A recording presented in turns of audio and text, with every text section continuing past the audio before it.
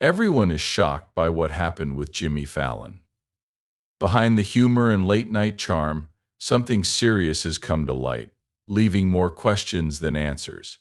How did a beloved TV host end up at the center of a scandal that's shaking up the industry? This is a story full of twists and turns. Keep watching to find out what happened and why it's making headlines everywhere. James Thomas Fallon, born September 19, 1974, in Brooklyn, New York, He is the son of Gloria and James W. Fallon and has German, Norwegian, and Irish roots. Fallon's father sang in street corner drop groups as a teenager and then served in the Vietnam War. Soon after he was born, his family moved to suburban New York, where his father worked for IBM. Fallon said that his childhood was perfect but overprotected, and he spent a lot of time with his older sister Gloria.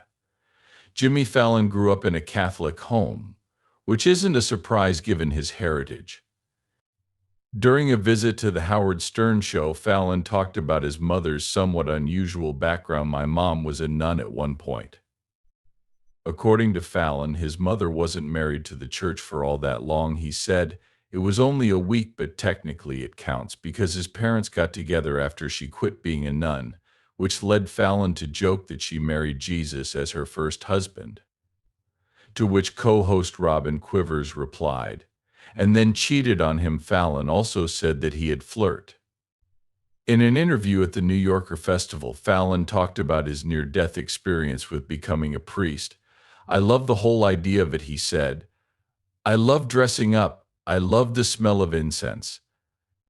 Fallon also said that he has come to realize that his desire to become a priest was driven by his desire to work in show business. "It's my first experience on stage as an altar boy," he said. "You're on stage next to the priest. I'm a co-star once." Young Jimmy Fallon gave up on becoming a priest and set his sights on the entertainment business. On an episode of The Tonight Show, Fallon showed his 8th grade yearbook and opened it to a page where his teacher wrote predictions about the futures of her students. The camera panned down the page to a picture of himself sitting in front of a computer, and he read the teacher's prediction. James Fallon will take over for David Letterman on The Late Night Show. Fallon joked, "I want to go to the race course with this teacher pretty close by the time he was a teenager." Fallon was obsessed with Saturday Night Live and refused to miss even the smallest detail. He insisted on watching each episode by himself because he didn't want anyone to ruin his experience. He told the host in a show that he wanted to see the sketches, the new characters, and the angle. His parents let him watch. Why? Even though he wasn't old enough to legally drink, Jimmy Fallon liked to watch TV shows while drinking a six-pack of Pepsi.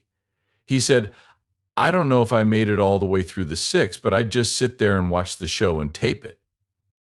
When he was a teenager living in upstate New York, Jimmy Fallon discovered he was good at imitating other people. One day, his mother was listening to the radio and heard about a contest for the funniest undiscovered comedian in the Hudson Valley. It was at Bananas Comedy Club in Poughkeepsie, New York, and it was only 2 or 3 minutes long.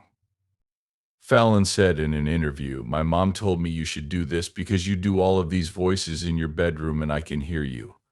I'm like, "What else can you hear? This is creepy." Fallon decided to give it a try and put together a sketch in which he impersonated 12 celebrities trying to be the spokesperson for a troll doll. He won a lot of money, I think $500, for 2 of the sketches. "I had been working since I was 13 years old, and that was a lot of money," Fallon remembered. "I freaked out and said, 'This is my future. This is it.'" Fallon was encouraged, so he started going to talent shows and ended up improving his stand-up skills when he got a job as the MC at the same comedy club on the weekends. "I would do stand-up, adding more voices, and then eventually adding music," he said. Fallon was almost done with his studies at the College of St. Rose. He dropped out of college and moved to Los Angeles to try to make it as a comedian. For the first few months, he slept on a friend's couch until he found his feet. Fallon said that he had taken improv classes at the Groundlings and felt lucky for the chances he had while there. He talked about getting to do many exciting things, like getting his first screen credit as a photographer in the Michael J. Fox sitcom Spin City. Interestingly, another future star may have been. Chris Evans got Fallon the job when he went on The Tonight Show. The Avengers actor confirmed that he was working as an intern in the Spin City casting office at the time in 1998, and Evans asked, "Did I give you your first job?" Fallon joked, "I feel like I owe my whole career to you." Evans, on the other hand, pointed out how random the casting process was, remembering that he'd have a huge stack of envelopes with different roles in them, headshots and resumes on his desk, and his boss would pick out 2 or 3 and throw the rest away. "You were like, wow, this industry is brutal," Evans said. Not long after getting the part in Spin City, Jimmy Fallon got an audition for Saturday Night Live. Fallon said he tried out for the show at a comic strip in New York City doing his troll doll act, but it wasn't good enough. Tracy Morgan was ultimately chosen for the show instead of Fallon, who felt like his dream had been snatched away. A year later, he was invited to audition again, but this time he was told to get rid of the troll doll. Fallon rewrote his act and went back to New York to audition for Saturday Night Live, even though he had been told that creator Lorne Michaels rarely laughs during auditions. He was thrilled when his impression of Adam Sandler made Michaels laugh so hard that he put his head in his hands. Fallon described the moment as surreal, saying that he felt like he was floating as he left the stage. Tina Fey also watched the audition and said, "He's one of only 2 people I've ever seen who was completely ready to be on the show Kristen Wiig is."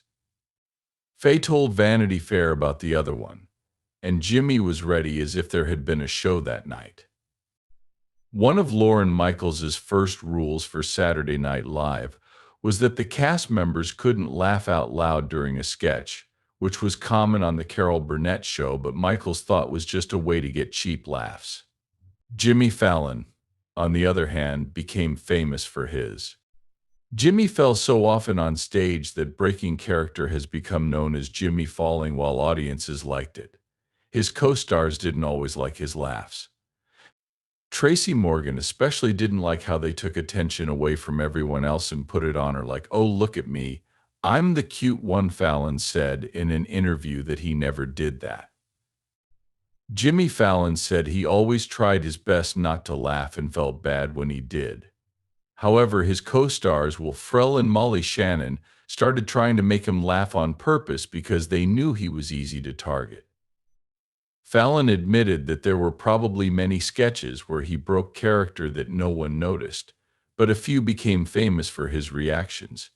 One of the strangest facts about Jimmy Fallon's career was a short-lived side job as a model. In fact, he was asked to be in some print ads for Calvin Klein in 2002, which he said surprised and thrilled him. He also said that as a comedian, he never thought he was particularly attractive, so the chance felt surreal. Looking back on it, he joked that he wanted the billboard to be right above the Improv Comedy Club. In a 2019 Instagram post, Fallon brought back his ad campaign, saying that it had been a great year for him. He wrote about Calvin Klein and showed off his pics on The Tonight Show, where he compared them to guest Jamie Dornan's. Dornan's ad shows the 50 Shades of Grey star showing off his ripped body while wearing only a pair of CK knickers, while Fallon's ad shows him fully dressed.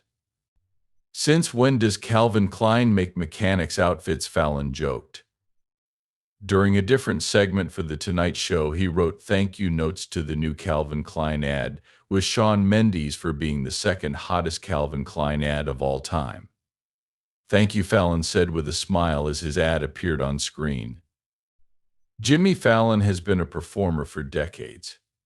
and his need to entertain seems to be one that he can't easily turn on and off. In fact, Fallon has been known to show off his musical skills often when the cameras aren't around. In 2013, he broke into song. Nassau then sang a second Queen song called We Will Rock You and then started singing a Backstreet Boys song. It turns out that The Tonight Show's love of musical segments like the Wheel of Musical Impressions series comes from the host himself. Nicole Kidman's 2015 appearance on The Tonight Show was very memorable when she said she wanted to date Jimmy Fallon, but he turned her down. It all went wrong when a friend called him and said he was with Nicole Kidman, who wanted to meet with him about a possible part in her upcoming comedy Bewitched. Fallon said he panicked when the friend told him they were only 10 minutes away. During the conversation, Nicole Kidman surprised him by admitting that she liked him at the time. Fallon was shocked and asked Kidman if they had been on a date without him knowing. Kidman said that Fallon was right. Fallon wasn't interested in talking to her while they hung out at his apartment, and she remembered that he completely ruined any semblance of romance when he started playing a video game.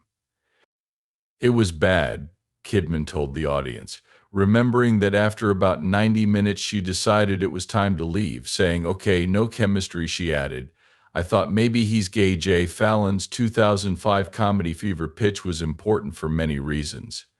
Not only did it follow the Boston Red Sox winning the World Series. Getting to know his future wife Nancy Jon and Javon met Fallon on the set of Saturday Night Live in 2004 while supporting her best friend Drew Barrymore while she hosted the show. Javon was working as a producer on the movie Fever Pitch in Boston, and while there, Javon developed a crush on Fallon. She later told The Tonight Show that the close-knit atmosphere on set made her feel like she was at camp, and Fallon's friendly, fun, and music-loving personality really won her over. She was happy with the young children of another producer, which made her heart melt even more. They got married in 2007 and have 2 daughters, Winnie Rose born in 2013 and Frances Cole born in 2014. Viewers met Fallon's wife and kids when he hosted The Tonight Show from home during the pandemic, with Jonan running the camera and their daughters often appearing as guests. Jimmy's life was going well until he lost his mother. The comedian canceled his NBC nightly show for a week after his mother Gloria Fallon died after a battle with cancer. Jimmy Fallon paid emotional tribute to his mother on an episode of The Tonight Show.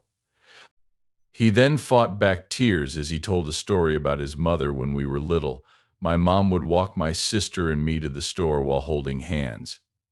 She would squeeze my hand 3 times and say, 'I love you,' and I would squeeze her hand back and say, 'I love you too.'" Fallon broke down in tears as he thanked fans for all the support they had shown him and his family since his mother's death. The host said that everyone at the show would keep working hard to bring light and laughter into the world, and he ended by telling his mother, "I'll never stop trying to make you laugh." One of the show's producers, Mike Dizzo, also paid his respects to the late Gloria Fallon on Twitter, calling her the best and saying she was well known. Many people on the production team were heartbroken when they heard she had died, and the producer said that hearing Jimmy's tribute to his mother moved many people to tears. The producer said that Jimmy's words about his mother were beautiful. "Mom, I'll never stop trying to make you laugh. I love you. I was crying. We all were." In 2021, Jimmy Fallon was named in a lawsuit along with his former Saturday Night Live co-stars Holly and Tracy Morgan and the show's creator Lauren Michaels, in connection with accusations of sexual assault and grooming a minor. The plaintiff, who went by the name Jane Doe, talked about her experiences at different Saturday Night Live after parties. She said that Fallon introduced her to Lauren Michaels and reminded him of her website. She also said that Sands touched her inappropriately at these parties, and she said that Fallon and others knew what was going on. However, none of the accused, including Fallon, spoke out about the case in public. ultimately fired without prejudice in November 2022. In September 2023, Rolling Stone published a shocking expose based on interviews with more than a dozen current and former staff members of The Tonight Show.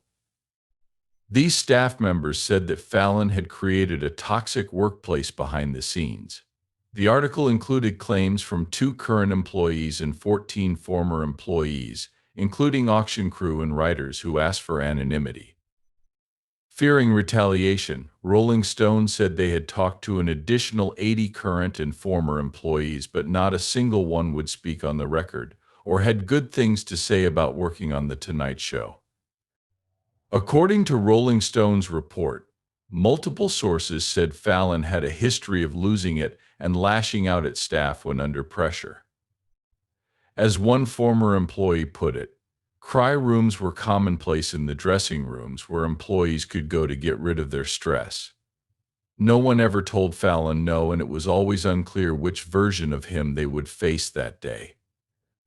If he was in a bad mood, the atmosphere on set would become tense, with people avoiding small talk and trying to stay focused on their work to avoid any outbursts.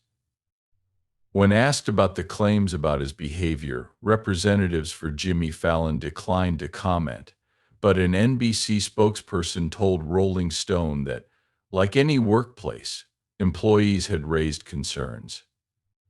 The spokesperson added that these issues were looked into and the appropriate action was taken when needed.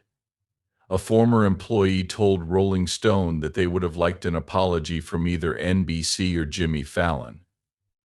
Fallon himself directed at the former staff they thought that would have been the most accountable and responsible thing to do, especially since Fallon took over The Tonight Show and many of the people who spoke out about the problems no longer worked on the show. Later, Fallon responded to the accusations in that article, but in private it's embarrassing. Some people who spoke to Rolling Stone said, "Sorry if I embarrassed you and your family and friends. I feel so bad I can't even tell you." Despite all the scandals, Jimmy Fallon's legacy is defined by his unique mix of humor, charm, and musical talent, which made The Tonight Show a place for both comedy and heartfelt moments. As a late-night icon, he changed the way celebrities were interviewed and brought a playful, relatable energy to TV.